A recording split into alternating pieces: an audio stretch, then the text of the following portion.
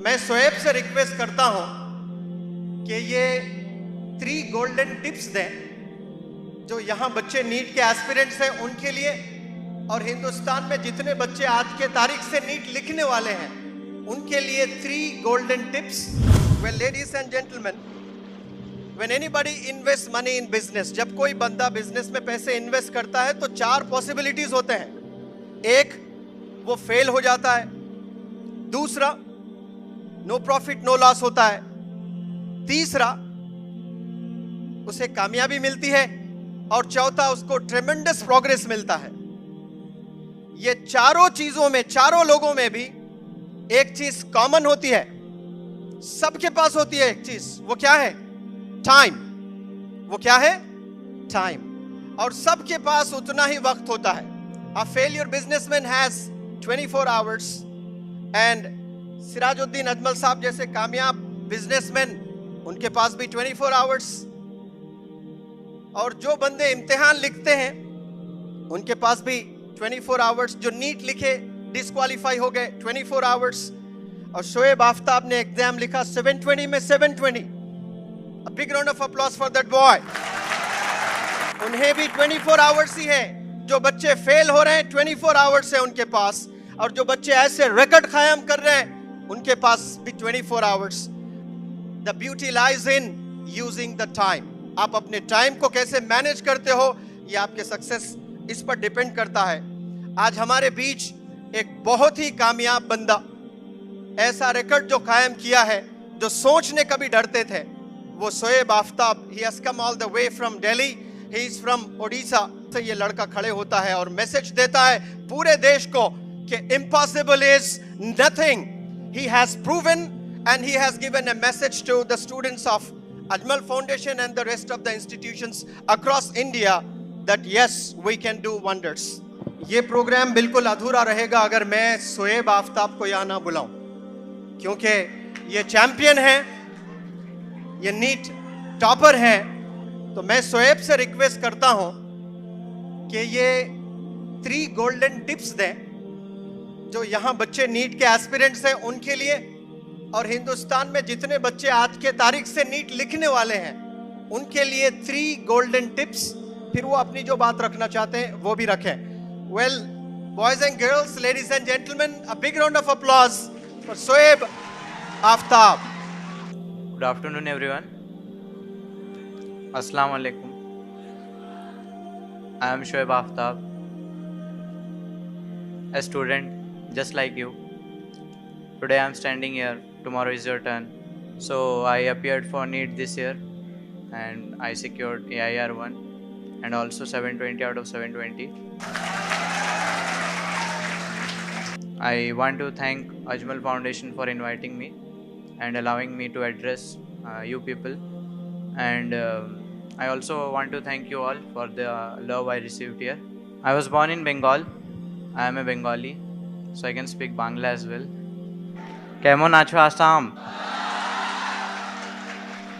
Thank you Hojai and the people here. Initially सब कुछ इतना क्लियर नहीं था।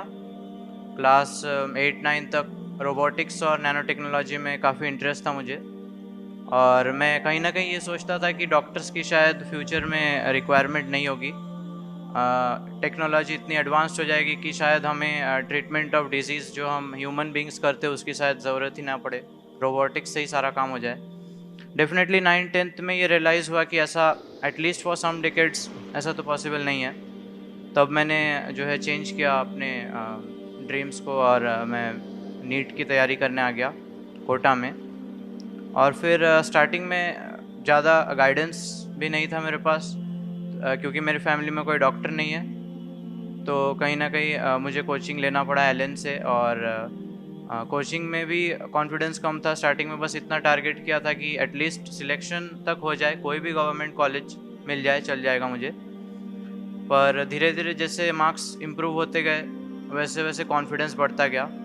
मैं बस यही कहूँगा इससे, ये जो मैसेज जो क्लियर है कि ज़रूरी नहीं है कि आपको हमेशा अपने गोल्स क्लियर हो स्टार्टिंग से ही, लेकिन आप कुछ भी करते हो, नीट हो, जेई हो या कोई स्पोर्ट्स भी हो, आप हमेशा अपना 100% देना उस पर। और कुछ भी हो, नॉलेज की कोई लिमिट नहीं होती। अगर आप स्पोर्ट्स में भी हो, स्पोर्ट्स के बारे में और जानो, उस अपने गेम को कैसे इम्प्रूव कर सकते हो, टेक्निक्स के बारे में और जानो।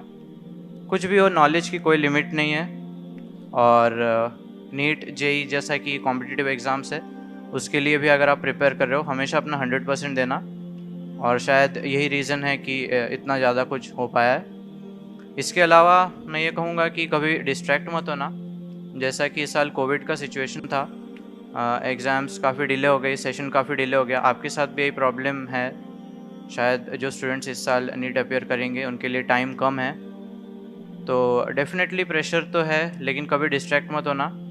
और नेगेटिव थॉट्स ऑफ कोर्स आ सकते हैं, तो हमेशा आप ये समझना कि सिर्फ वो आपके लिए नहीं है। वो जो भी प्रॉब्लम्स आप फेस कर रहे हो वो सब फेस कर रहे हैं। ये चीज़ जानकर ही आपको एक पॉजिटिव मोटिवेशन मिलना चाहिए। इसके अलावा आप हमेशा कोशिश यही करो कि आप नेगेटिव थॉट्स को पॉजिटिव में कन्वर्ट करने की कोशिश करो।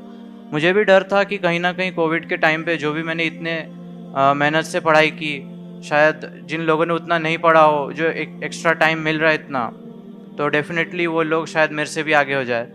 पर कहीं ना कहीं दिमाग में ये भी था कि मैं उनसे भी ज़्यादा पढ़ूंगा और उनसे और ज़्यादा आगे रहूँगा।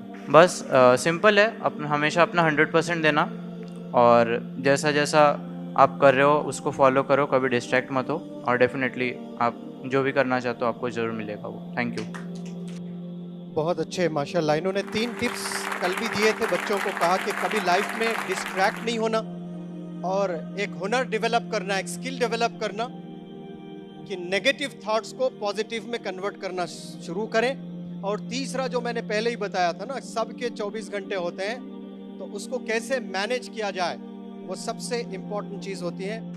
And the heart of Ajmal Foundation Maulana Badruddin Ajmal Sahab is going to honour this boy, right? Yes, and Ajmal brothers Sirajuddin Ajmal Sahab as well to join in honoring this great boy who has really created history. And may I invite their parents as well. इनके parents भी आए हैं और प्यारी बहन भी आई है, अलीशा छोटी सी। May I request them to join them please. और 1 लाख रुपए का check, 1 lakh rupees worth check is being given to Shoaib Aftab by the hands of Maulana Badruddin Ajmal Sahab and Sirajuddin Ajmal Sahab.